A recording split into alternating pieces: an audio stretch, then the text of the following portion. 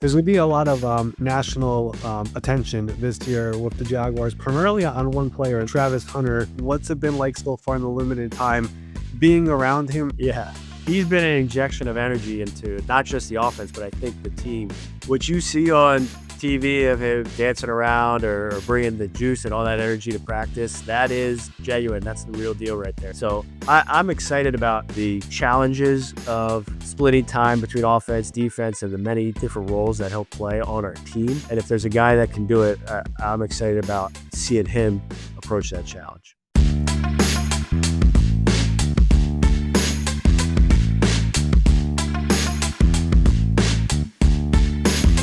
Welcome in. It is the Tuesday, July 22 edition of the NFL Spotlight Show. I am your host, Ari Meirov. We are back from our mini break, and we are back here on Tuesdays with our special Spotlight guests of the week. And joining us today here on NFL Spotlight, we will be joined by Jacksonville Jaguars offensive coordinator Grant Udinski, hired this offseason. Just 29 years old, one of the youngest offensive coordinators in football, a very, very bright football mind coming over from the Minnesota Vikings and Kevin O'Connell's staff. And just this offseason, he interviewed with 5 different teams for offensive coordinator positions. But what makes Grant so special is the path and journey that it took him to get to where he is today. Somebody who always wanted to be a coach and grinded his way to where he is today. I don't want to give away too much from the interview, but this is somebody who quite literally slept in his car as he was trying to find his way to become a coach in college and eventually in the NFL. And now here he is today as the offensive coordinator for the Jacksonville Jaguars, one of the most coveted candidates from this past offseason. We spoke about his entire journey as he gets ready to embark on this journey as the offensive coordinator in Jacksonville, leading the way with Liam Cohn, Trevor Lawrence, Brian Thomas Jr., and of course, the number 2 overall pick in Travis Hunter. So here it is, my full 40-plus minute discussion with Jacksonville Jaguars offensive coordinator Grant Udinski. Joining us today here on NFL Spotlight, he spent the last 3 years with the Minnesota Vikings and was hired this offseason as the new offensive coordinator of the Jacksonville Jaguars, considered one of the bright and up-and-coming coordinators in the NFL. It is Grant Udinski. Grant, thank you so much for doing this. How's everything going? Going good. Thank you, Ari. I appreciate you having me on here.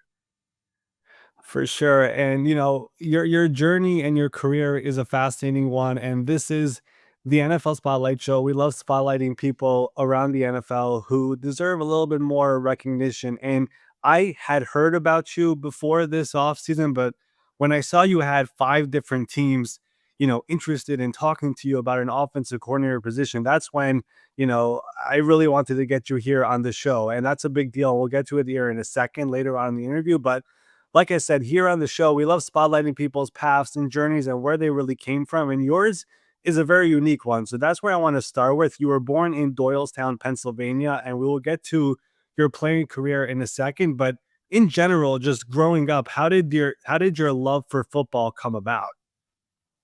Well, probably not too dissimilar from most people you have on the show. Started at an early age, playing Pop Porter. I was unbelievably fortunate to have my dad coach me and my brothers. The first team I played on, it was flag football, and I was the center. I was 4 years old for my older brother, who was the quarterback. So I started out snapping him the ball, and my dad was the coach, and played flag and Pop Porter at Lenape Valley. And it was a great experience growing up there in Doylestown. Really, really fortunate to be around a bunch of good people and a lot of people that cared about football. Went to CB West, Central Bucks High School West, which kind of had a storied tradition. Same high school my dad and his brothers and sisters went to, but Coach Pettin, you may be familiar with Coach Mike Pettin at the Vikings, who I was with in Minnesota. His dad was actually legendary head coach there at CB West. So there was kind of a tradition of excellence in football and really sports in general in Doylestown. And growing up, I was fortunate to kind of be in that environment. So whether it was football, basketball, baseball, lacrosse was big there. It was just something that, whether it was competing or football specifically, that was kind of imprinted on you at an early age.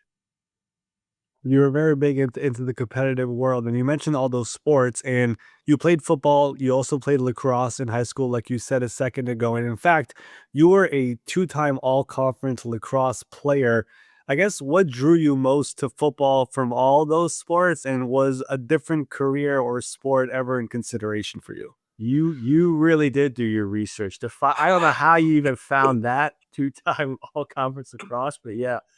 Um, honestly, it's it's one of those things. Most guys grow up playing baseball, which I did as well, and then lacrosse was growing in popularity. I think it's still growing in popularity, but it was a little bit more of a natural transition between football, or really lacrosse, to football in the spring, where you're running around more, a little bit faster pace, a little bit more contact. I mean, there was a lot more contact at that time. They've kind of modified the rules a little bit just to make it a little bit safer, but it more closely matched football and really the skill set for football. So a lot of the guys that played football kind of transitioned over to lacrosse, not nearly as much year round at that time. I mean, you play club in the summer and all that, but it was nice to get outside and run around in the spring. It's instead of standing there. Not that I was any good at baseball either, but it was more so one of those things where by the time you reach high school, the lacrosse coach, I had a great lacrosse coach in high school who was willing to let us work out and lift with the football team and still make the lacrosse practice. So it was just kind of a seamless transition there. But it was a lot of fun. I love playing lacrosse. Really enjoyed all the sports I played growing up. Well, you did end up pursuing football, and you started your college career at Davidson as a reserve tight end. And after a year, you transferred to Towson University and converted from a tight end to the opposite side of the ball as a defensive end. And you did have some success, and this is where the research really comes in. You had 6.5 sacks, you had 40 tackles, you had three forced fumbles. There were some numbers there by you as a defensive end, but was that a transition you wanted to make? Was that something you always wanted to do, play defense? Like, how did that all come about? I appreciate you calling that success. I don't know that I would characterize that as success, but that's a very flattering way for you to put it. Uh, yeah, I enjoyed my time at Towson. I think that when I got switched to tight end at Davidson, I enjoyed playing tight end, but I really felt more attracted to the defensive side of the ball, whether it's just like a mindset thing or the approach to the game, the aggressiveness, and kind of just the more independence on defense in terms of you're not relying on the play call or the quarterback to get you a ball or being front side or backside. It just felt like you had a little bit more ability to make plays and be aggressive and do the things that made playing football enjoyable. So I was eager to get back to defense. Initially was kind of supposed to play linebacker and then outside linebacker. And then they kept needing bigger and bigger guys. So I had to keep gaining more and more weight and ended up playing defensive end. Well, you went from barely playing to earning a scholarship and graduating with a outstanding GPA and academic All-American honors. But when you realized, I guess, playing was not going to be in the cards in the future, was your mindset that I still want to be involved with football? And how did the element of trying to become a coach come about? Yeah, I would say whether you look at it as fortunately or unfortunately for me, I knew pretty early on that football after college was not going to be in the cards. I was pretty excited just to be able to play in college, but I knew at a very, very early age that coaching was specifically the avenue that I wanted to pursue as soon as my time playing was up. So it was a process that really started before my last year playing there, where I started talking to coaches that were my coaches at Towson, some of the high school coaches I'd worked with, other coaches I'd come across, just on getting advice and trying to put together a plan for when I was done playing to get right into coaching as quickly as possible. Was there a specific moment during that time or someone in your life that helped you decide this is the path I want to pursue? Did anyone like come along and like tell you like, hey, I feel like you could do this maybe? Oof. I don't know if I could pinpoint one specific time. It's funny when you say that, what I think of is I used to get in trouble in school for, how most kids are when you're not paying attention in class, which I probably did more than I should have. You're doodling or you're passing notes, you're talking to your friends. Well, I couldn't draw. I have no artistic ability. So I would draw plays, football plays. So I remember in middle school and elementary school getting in trouble with the teachers for drawing plays. I don't know if that any of them were any good. They probably it didn't even make sense. I think we were legal. We were lined up correctly. But other than that, I don't know how much merit there was to the plays. But so it was a pretty early on that I would say I was pretty interested in coaching. So it's tough. I'm sure there was instances here and there were a lot of people that influenced me along the way. I was fortunate to have coaches that supported me in that, coaches that influenced me positively, but not only that, teachers who influenced me positively and were encouraging, even college professors who would talk to me about pursuing different careers or opportunities. And when I exclaimed that I was going into football, almost everybody I came across was incredibly supportive. Well, let's talk about like the breakthrough moment in a way, because in 2019 you enrolled in graduate school at Baylor and you got a position as a graduate assistant coach at Matt Rule's football staff.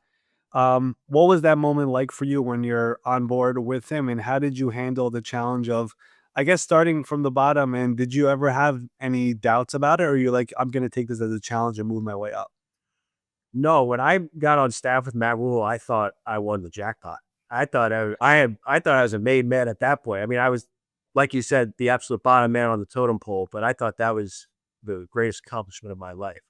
So whether it was delusion, maybe that's what it was, but there wasn't a lack of confidence there in that regard. I was so excited to be a part of that staff there specifically, but not only that, to finally be a coach after really working and pursuing and being interested in it for so long. Now, how did that opportunity come out about, joining his staff? And like we always talk about on the show, whenever we have players or coaches or executives on, it's all about getting your foot in the door. Like, how did that opportunity even come about joining his staff? Yeah, I was reaching out to a number of different coaches and schools and going to clinics. And at that time, really my only opportunity was to be a volunteer assistant at Towson. So trying to help out at Towson. And I was unbelievably, once again, fortunate to meet Jeff Nixon, who I see next to you. Got the Vikings, the Jaguars. I don't know if you did that on purpose, but you got Syracuse next to that. He's actually the current offensive coordinator there at Syracuse right now. So that was my connection. I met him. Unbelievable human being, phenomenal coach. Obviously, you saw the success that they had at Syracuse last year, really the success that he's had everywhere. And he was the one that invited me down initially to Baylor. So I got connected through him and then met the staff. And ultimately, when they had something open up, I was able to join. Well, there's a story out there about how you initially lived in your car in a Walmart parking lot. Could you talk about that time, about that stretch of your life once you were there, and how that all happened, and how long was it? Like, what was that time of your life like? Yeah. So um, you really did. You got the full story. You got the full scope. Yeah. I was, like I said, I finished playing and I know I want to get into coaching right away. So I go to the coaching convention, which was in San Antonio that year.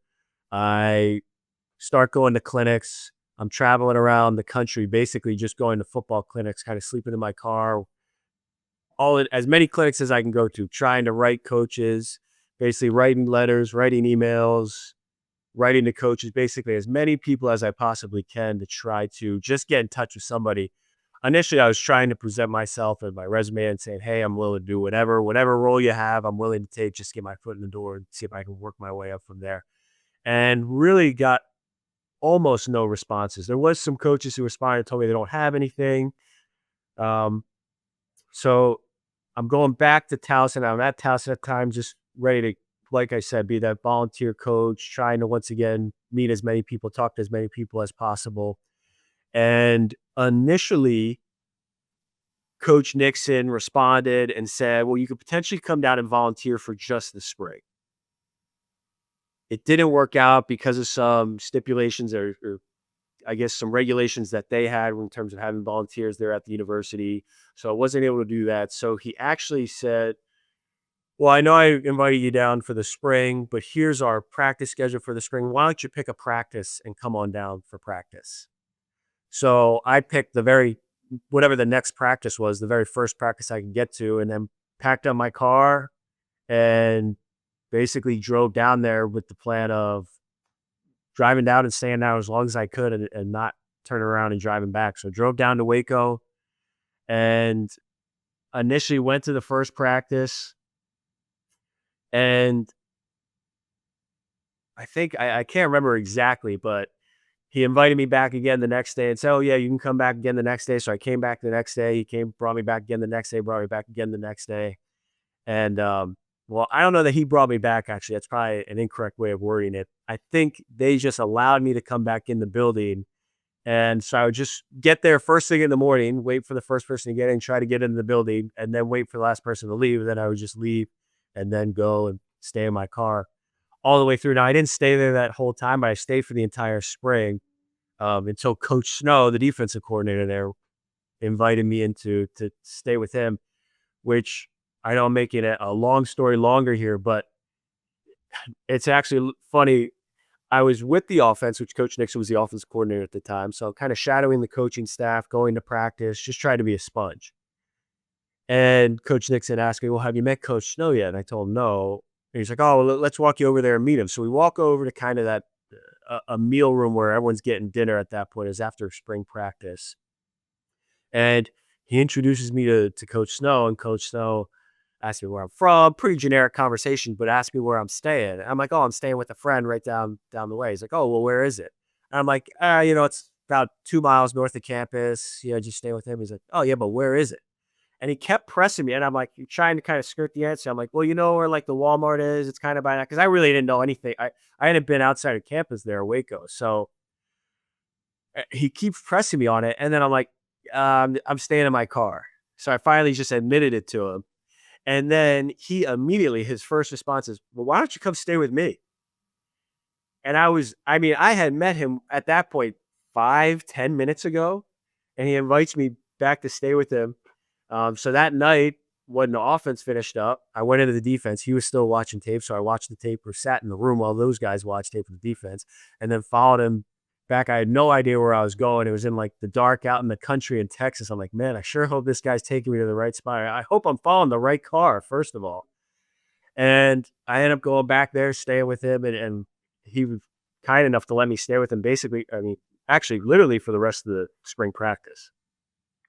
That is an incredible story. And I got to ask, when you're in a moment like that, living out of your car, grinding to get your shot, never giving up, how do you, I guess, just keep believing that this will actually lead you somewhere? Because that does feel like most people would be like, you know what, the heck with this, I'm going to do something else. Well, I don't know, the mindset or the mental frame, I guess, that I was approaching it was a little bit different, because even being there at Baylor just to watch practice, because even when I left at the end of the spring and they told me like, "All right, spring ball is over, you have to go now." They didn't have a job open. So even leaving there, I didn't have a job opportunity. I made the progress in the sense that I met the coaches, but I hadn't made any progress being any closer to getting a job. Um, but even just being there and learning and being around the coaches and being around Big 12 football and seeing that program and seeing Coach Rule and the staff and how they operate and the players and how they practice, how they work out, the nutrition, all of that. I was so excited to just see that and witness that, because it's something I guess dreamt of being a part of for so long, that it never really would cross my mind to think, well, what are my chances of actually making it, or this is a struggle or challenge. It was honestly really enjoyable and exciting to be a part of it, especially that first time. I know, being in your car, and especially in Waco, Texas, you're waking up and you're sweating because it's hot. You're just slept in your car, and that doesn't sound desirable for most people, but it really was unbelievably enjoyable. So I wanted to ask you, like Matt Rule and Phil Snow, obviously getting your foot in the door and building these relationships with these people from a Baylor college program. What did I guess those two people mean to your career and your development, being around them, and continuing to elevate yourself as a coach? Yeah, Coach Rule, Coach Snow, Coach Nixon, Coach Sarabo, who was actually with us in Minnesota. All of the coaches there played such an unbelievable role in my development as a coach, as a person. They've shaped me probably in more ways than I can even recognize. But I'll forever be grateful for Coach Rule and Coach Snow and that staff for taking a chance on me.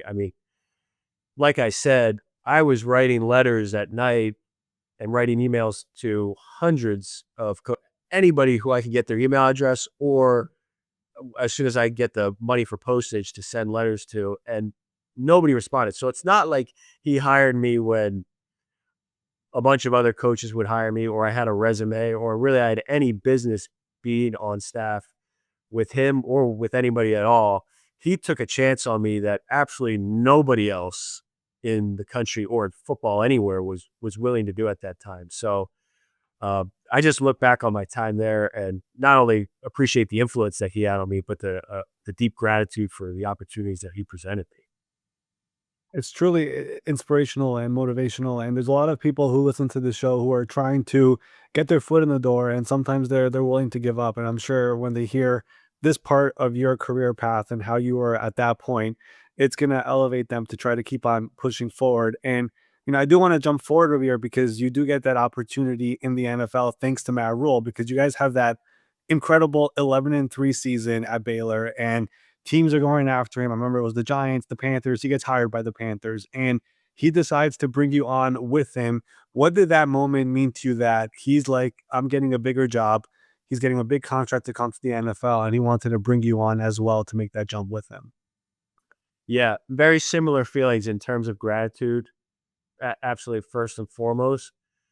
But another level of excitement. I think I had grown up always hoping that I could coach in college, and like I said, I dreamt of being a part of one of those big Division I programs like Baylor, Big 12, Big 10, SEC. And for whatever reason, I felt that that was attainable somehow, coaching in college and coaching at a high level, but never in my mind, in my wildest dreams, did it cross my mind that I'd be coaching in the NFL. It just seemed like one of those things that was for somebody that had maybe more connections than me or a different pedigree or certain caliber that I would never have reached. But as soon as that situation unfolded, I was unbelievably thankful to Coach Rule and the entire staff for thinking highly enough of me to let me join them and come with them. But it just ramped up kind of another level of excitement to be like, well, this guy took a chance on me at college at Baylor, and now he's taking a chance on me and picking me to be the guy to join him in the NFL. So it's a sense of gratitude, but also a sense of duty and obligation and responsibility to you want to fulfill and exceed those expectations that Coach Rule or Coach Sill had for me. Well, you were in Carolina from 2020 to 2021, and while Matt and Phil and all those guys were still there, you left and made your way to the Minnesota Vikings. I guess, how did that opportunity with Minnesota to join Kevin O'Connell's staff come about? And now you're joining these other people and other brilliant minds as well. Yeah, I think you'll notice the common theme is that I've been incredibly fortunate, not just in opportunities, but in the people that I've been around. I would love to take credit. It was tell you that it was just because my work in Carolina was so phenomenal that Kevin and Coach O'Connell wanted to hire me to be his assistant and work with the offense there, but that's certainly not the case. In Carolina, I worked with Brian Angelico, who's still in Minnesota. He's a pass game coordinator there. And I worked with him while he was working with the tight ends in Carolina. He had a previous relationship with Kevin, so he was the one that made the introduction and really made the strong recommendation, along with Coach Pettin, for Kevin to interview me and then consider me for that position. So uh, I was, like I said, fortunate. I know I've used that word 100 times, but to not only get to work and learn from Coach Angelico, who's a phenomenal coach, but for him to really vouch and advocate for me to get that opportunity. Well, when you get to Minnesota, your initial title is assistant to the head coach slash special projects. What in the world does that mean? That's the question that I always get and still don't know how to answer exactly, but it's a little bit of everything. So it turned out to be that opportunity, which I was a little hesitant at first to jump into a role like that because I knew I wanted to be a coach. And it sounds like a little bit like, well, am I moving away from coaching? But it turned out to be a better education than money could ever buy because I was spending all day of every day with Kevin. So I'm getting a behind the scenes 360-degree look at what does a head coach's day look like? What does a head coach, who does a head coach interact with? what are his different responsibilities? What do those interactions look like? What are the demands that not only the football side of the building has on him, but the business side, athletic training staff, strength and conditioning staff, nutrition staff, all those pieces of the puzzle, how they come together and how a head coach manages all of that. And that gave me, like I said, a great education and insight into how the whole organization and how the team really operates. Because when you're an offensive assistant or a position coach, you're so focused on executing your job at a granular level. You're just trying to be elite at that job that sometimes it's easy to lose the big picture. And that gave me an opportunity to really kind of take a step back from just the nitty gritty detail. Now, I was still involved in that stuff in terms of breaking down opponents and game planning and all that stuff. But to be able to see how everything really comes together and how everything works together and all the different challenges that we face. So a lot of it was, I know that didn't really answer your question, but a lot of it was working with Kevin to set schedules and design practices and set practice plans, walkthrough plans, those types of things, how we're going to work with the players or how we're going to set lift schedules, how we're going to set lifting programs, little things like that, interacting and communicating with, like I said, player health and wellness, player performance, the different departments, and trying to manage, well, we have this practice this day, but they have this lift on this day. So we can't necessarily demand players reach that level of player load or volume. I know kind of going off into the weeds of it, but there's so many different things that come up that I was able to work with that I feel like it helped me grow a bunch. That's why I say it was a great education. And then on the flip side of it, the other, whatever, 50% of my day was spent pretty much as normal or as it would normally be, which was breaking down opponents, game planning, putting together suggestions, trying to help Kevin put together call sheet, no huddle, tempo, all the different things that come over the course of a week, over the course of an offseason, generating ideas and those types of things. Yeah, that's the one thing a lot of people don't realize, especially whenever you're in the head coach seat or the GM seat. There's a lot more stuff that comes through your desk that people don't realize. And I guess you got a firsthand realization of that by being around Kevin. And while you were there in Minnesota, you mentioned how you literally were involved in all aspects of just seeing all of this. And you kind of became known for doing everything and just saying yes to whatever was brought up to you, advanced scouting, working with the quarterbacks. I think I heard you rush the passer post practice sometimes. Like you were doing a lot. I guess how important was it just to say yes to whatever was needed there? And I guess how did you earn Kevin's trust that eventually started promoting you as well? Well, I think saying yes was the easy part. Probably juggling it was the hard part because I probably have a tendency of maybe biting off more than I can chew. But it was really approaching with the mindset that everything that came up was an opportunity to learn or to grow or to try to improve something. Um, like I said, maybe it is delusion, but that there was a feeling that if I was going to do something or if I was given the responsibility to do something, I felt that I was just going to work and try to do it at such a level that it would hopefully benefit the team. And a byproduct of that turned out to be Kevin trusting me more and more and giving me more and more opportunities. But being able to see behind the scenes and know what his schedule was and recognize, for example, in a given week on a Monday, well, we have to prepare this many pass concepts and a play pass plan and protection plan and all these different things that have to go into the game plan. And Kevin, as the play caller, really has to be able to supervise and quality control and make sure that they're exactly in his vision. But seeing that he also has media for an hour, and then he has to meet with athletic training for an hour, and then he has more media for an hour, and then he had something else come up, and then there's player personnel, there's acquisitions and guys on the waivers, and all of a sudden his day is gone. It gave me the opportunity to recognize, well, there's all these pieces that need to be filled, and he's being pulled in 100 different ways. So where can I fill in? So now when he steps back into the play caller, football coach hat, he can seamlessly transition and feel like he has an extension of himself when he steps away from that, still working on his behalf.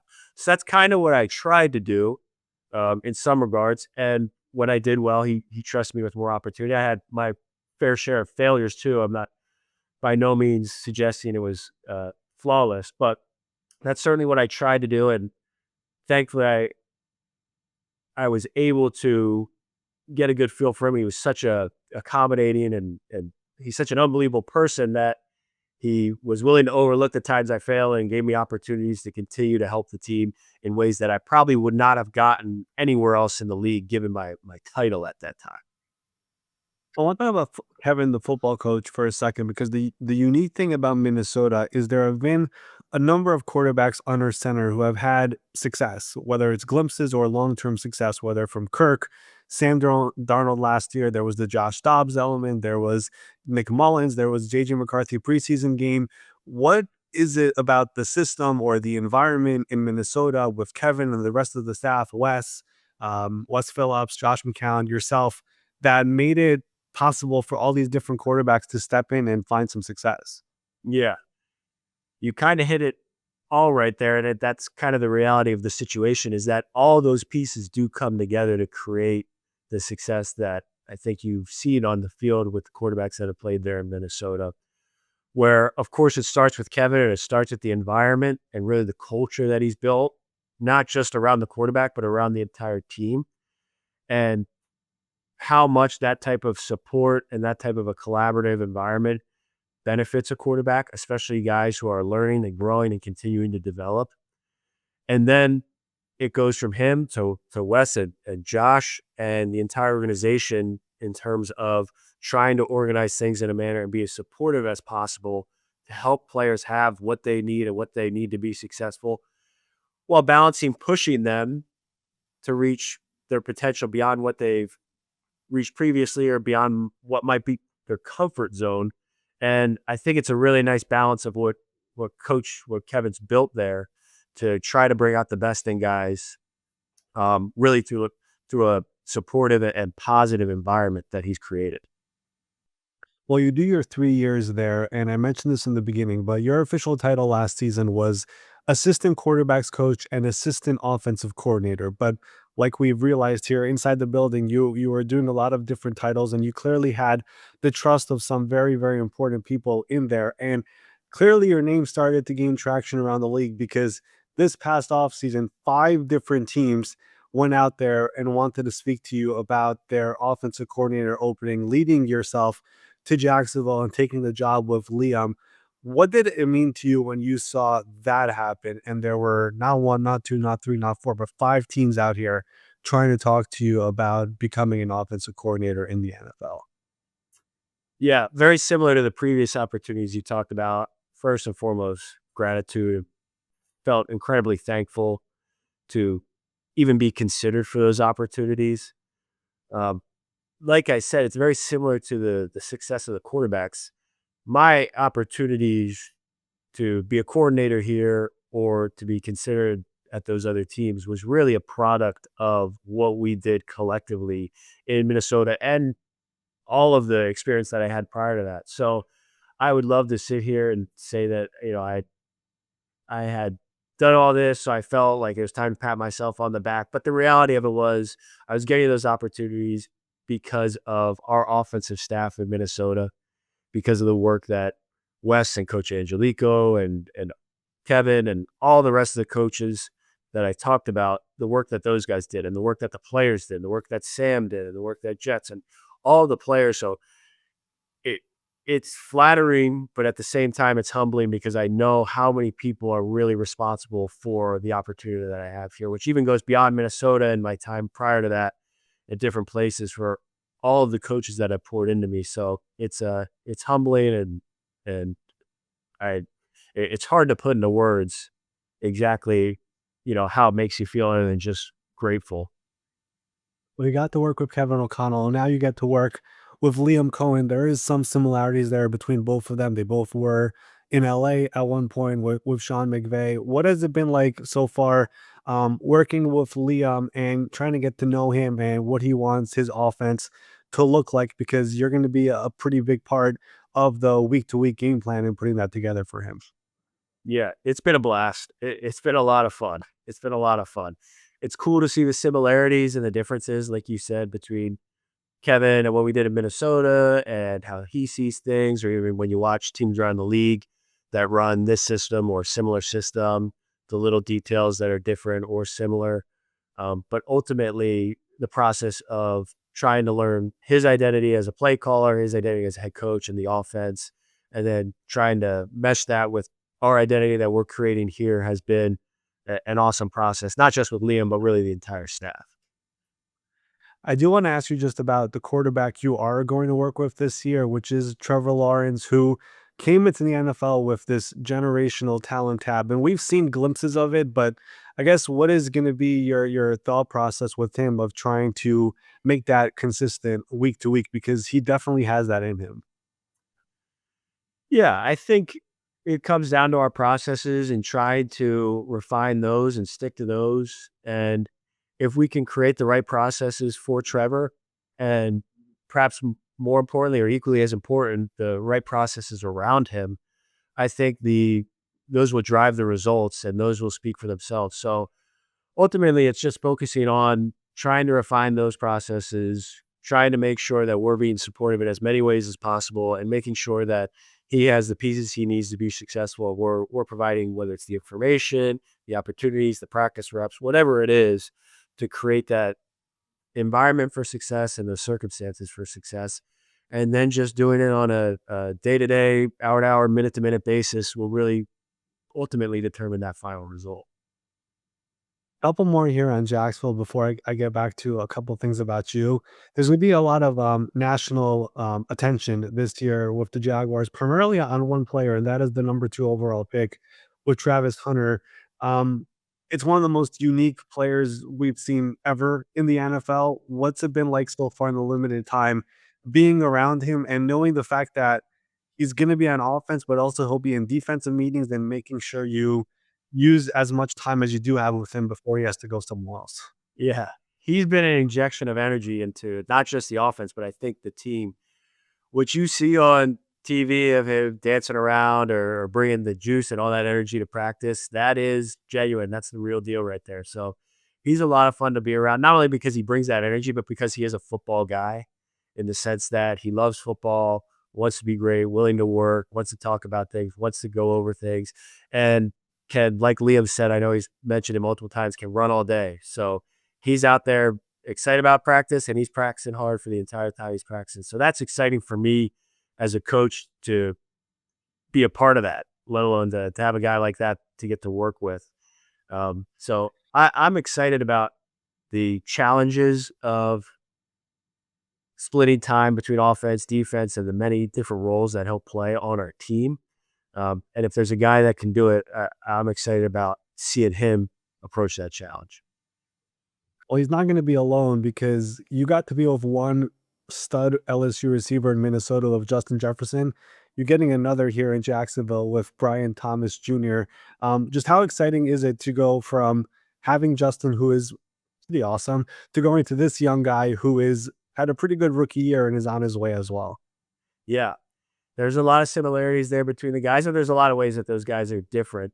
But once again, I think the same excitement that I have for Travis, I have very similar feelings towards BT. Now, he has proven himself more than Travis because he's played last year and had a great year last year. But I think what we can do with it in this offense and what he can continue to do if he continues to work and improve will only, we're only scratching the surface of his potential, I guess, really in that regard. So I'm excited to see what the final product looks like, but it's going to be certainly, I mean, there's no misconceptions about the amount of work that it's going to take for us or for him or for Travis or for any of those guys to get there. Well, we're all excited to see it, of course, here this season, and week 1 is going to be here sooner than later. I want to get away from football for a second because there's a whole different world about you that I want to talk about. But the people who know you know you're a football junkie, but you're also a guy who kind of disappears into the mountains in the off season. I guess where did your love for hiking and traveling and doing all of that come about? Because I find it to be just fascinating. I don't know. It's funny. Someone else was asking me this the other day because I didn't grow up necessarily hiking and camping a bunch, but I've always enjoyed being outside. So I guess that's where it started. And I think really when I was in college, I wanted to do something outside and needed to do something, but had no money to actually do anything because I was trying to save all my. I was driving Ubers. I was an Uber driver at night, but I wanted to save all that money because I thought I was going to have to be a volunteer coach. So I didn't spend any money on anything because I knew typically getting into coaching your first year, 2 years, 3 years, you might not make any money. So I would refuse to spend money on anything. So the only activity that left me with was hiking because it was just going outside and walking. And then the competitive spirit or just the enjoyment of it naturally led from going outside to the Appalachian Trail to going on bigger and bigger and bigger trips. So it's grown over the years, I guess. But yeah, that's when I'm away. I'm really away. Well, could you just share at least just one crazy fun story, places you've been to? I mean, there are so many. I don't want to reveal all of them, but like, is there any particular moment that just sticks out that you'll like never forget in your life? There's a lot of good ones. It's tough to pick. I don't know. Most of the funnier stories are me getting lost or me getting altitude sickness and like almost passing out on the mountain or me getting stuck. I mean, those are probably the more interesting stories is me failing up there or trying to figure something out and getting totally spun around or like running out of water, you know, in Big Bend, which I don't do anymore, but in the desert, in the heat. Those are probably the more interesting stories because when everything goes smooth, it's not nearly as intriguing or it's probably going to put you to sleep more than it would captivate an audience. I will say though, just this isn't nearly on the scale of some of my failures, but my first hike out this summer, I went to Canada first and then did another trip after that. But my first hike out in Canada, I was in the Canadian Rockies and I left way later than I should have because you're supposed to leave really in the morning because there's afternoon storms. But I left way later than I should have. And I get up to the summit. So I'm above the tree line. So there's no trees up there. You're just on an exposed mountaintop essentially. And it starts snowing and then it goes from snow to hail. And I'm like, man, this is a little bit different than Jacksonville where I left and it was just 92 degrees the day before. Well, I love it, and there's so many more, and maybe one day we'll do an episode just talking about all of them because you've had there it's just fascinating stuff in it, and I love it so much because it's there are many different ways that coaches to get away from football, and yours is very very unique to me. Last two things before I wrap this up. I love asking people just a reflection question. You lived in your car, you switched positions, you've been an Uber driver, you work behind the scenes, and now you're about to embark on being an NFL offensive coordinator. Do you ever reflect on just the journey that you've been on and how you're here now before age 30? It's pretty remarkable. Um, I don't know that reflect, would be maybe it's a weakness, but it would be in my nature to sit back and reflect like that. I certainly try to look back at the different stops I've had and I appreciate those times and those opportunities, like I said. But mostly when I look back on them, I'm looking back because I'm trying to think about ways I can improve or ways to grow or things that I should learn from the past more so than sit there and reflect on them. But I think probably like a lot of coaches in nature is they just try to be focused on the present or the things that we're trying to get done right now or the things that we're trying to get done this season coming up.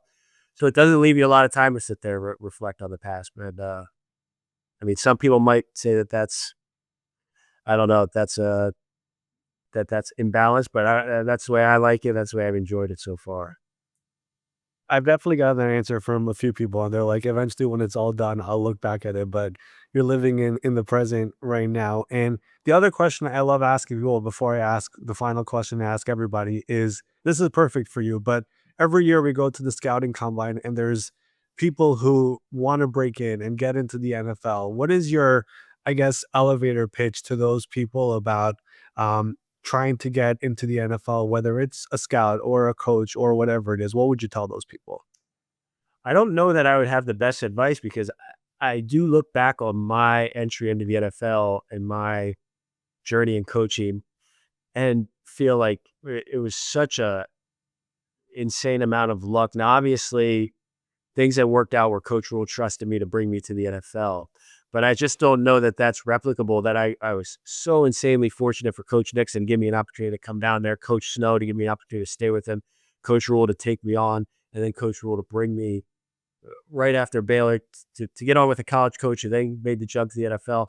That I don't know that I have necessarily the best, the best experience to try to model anything after. But I would say generally after spending time here and being Jacksonville, Minnesota, and Carolina, I think whether it's the NFL or whether it's college, the things you talked about with the willingness to kind of say yes to everything and try to get your foot in the door and be a sponge and learn and grow as much as possible, that you never know which opportunity is going to be the difference between, someone recognizing something in you and someone that growing and leading to more opportunities, and an opportunity that might not lead to that. So you kind of have to be open and willing to just keep hammering away until the rock cracks, figuratively.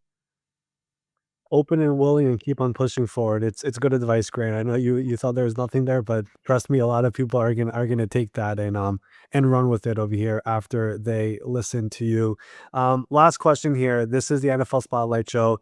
We love spotlighting people in the NFL who deserve more recognition, talking about their paths and their journeys and how they got to where they are today. You could pick player, coach, executive, somebody in between.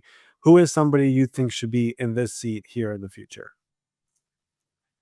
Yeah, I think that we have some coaches on our staff who I have really loved getting the opportunity to meet and learn and grow with this past spring, and I think we'll continue that process going into the fall. So whether it's like Chad Morton, our running back coach, or Coach Bennett, our wide receiver coach, are two guys who have done an awesome job with their position groups, and a lot of times those guys, and really all of our position coaches would really fall in that category. So I don't mean to single one out and eliminate another, but a lot of times those guys are putting in so much work behind the scenes and getting such a disproportionate lack of the credit for the work that they have on development of guys and guys' success that you see on Sunday. And it's exciting when those guys get the credit that they deserve, that they never asked for, I guess is really what it is, that they are kind of humbly serving those players and the team and putting the team first and never really asking or receiving any of that recognition in turn. I love it, Grant. One of our goals this year, in fact, is getting more position coaches around the NFL on the show because, like you said, they're grinding every single day, every single week, getting everybody ready. And we always hear about the recognizable names, but there's a lot of people underneath them who deserve a lot of credit as well. So we're going to get to work on that. Grant, I really want to thank you for coming on here and sharing your journey, your career, your path, your story, and talking about really all your stops and how you got to where you are today. It's really an impressive one and one that a lot of people could motivate them to try to continue pushing forward and continued success, much success this year in your first year as the offensive coordinator of the Jacksonville Jaguars. We will all be watching and really excited to see what you have in store. Well, I really appreciate it. I appreciate you guys having me on and listening to my ramblings, and hopefully there's something worthwhile in there. I appreciate it, guys. Special thanks to Jacksonville Jaguars offensive coordinator Grant Udinski for joining us here on the show. What a story, so motivational. And like I told him, I think off camera, like there are a lot of people who listen to our show who are trying to get into the NFL and they don't really know how to do it. And when they hear some of these stories about how offensive coordinators and assistant general managers and general managers got to where they are, they realize it's not an easy path. You're going to have to take all those bumps. It's for most of these guys, it's not about the money. You don't get paid that much in the entry level, and you really have to grind your way there. And Grant Udinski is a perfect example of that. And now here he is today, before age 30, as an offensive coordinator in the NFL. And I don't want to jump too far, but I could see him being a potential head coach candidate in the NFL, considering what all these owners are looking for. It's the young people, offensive mind, work with the quarterback. He's basically been doing that here in the NFL. Like we talked about, the Minnesota Vikings having Kirk Cousins and J.J. McCarthy and Sam Darnold and Josh Dobbs and Nick Mullins and all these different guys coming in at quarterback and throwing the ball pretty well. That all goes back to Kevin O'Connell and his staff with Josh McCown and Wes Phillips and, of course, Grant Udinski himself. And now we're going to see what he does over here this season with Trevor Lawrence, who has shown glimpses of that number one overall pick generational guy who got paid big-time money last year, but we want to see it consistently. And Grant and Liam Cohn and that staff, they're going to be responsible for that. And we're really excited to see what he does. So special thanks again to him for joining us here on the show this week. Let's wrap it up over here. I'll bring in my good friend Ben Allen. Just look ahead over here to what we have coming up on NFL Spotlight as we get back into the swing of things. How's it going, Ben? Things are going well, Ari. Yeah, no, it was great having Grant on. It was nice talking shop with him a little bit and also hearing what a lot of people from the NFL have to think about him and say about him, a lot of the stuff that you just echoed there. But as far as NFL Spotlight goes, we've already got more interviews in the bag. We're really excited about getting those out here over the coming weeks. We're going to get back into the real news swing of things. Tomorrow, we're going to talk about some of the stuff that actually happened on Monday with everything that's going on with Shamar Stewart, Trey Hendrickson, Micah Parsons, Jerry Jones. Phillip Rivers retired. Thought we had already gotten that news a little bit a while ago, but, you know, there's always something new and happening in the NFL that we never really expect. And sometimes you have to be reminded that a quarterback who might be on the Hall of Fame fringe is still not retired technically.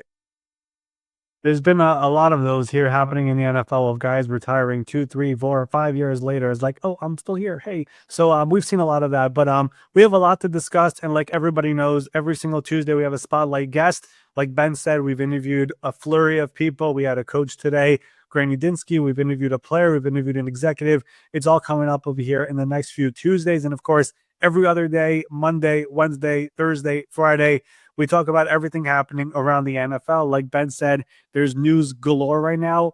Today, every single team is officially going to be in training camp here on Tuesday. There's more coming. A lot more coming. A lot more news, a lot more extensions. We had a big offensive line extension with Zach Tom. We're going to have a couple more here in the near future with a guy like Rashawn Slater in LA. So there's a lot of stuff over here coming down the pipeline in the next couple of days and weeks as the preseason gets started, the pads come on, and of course, sooner than later, Ben, regular season will be here with the Cowboys and Eagles. Sooner than we know it. But Ari, unless there's anything else you want to hit today, I think we're let's go ahead and let the people go, and we will get to the news tomorrow. Exactly. That will do it here for our Tuesday, July 22 edition of the NFL Spotlight Show. We will be back here with our regular daily episode tomorrow morning, and we will see you then.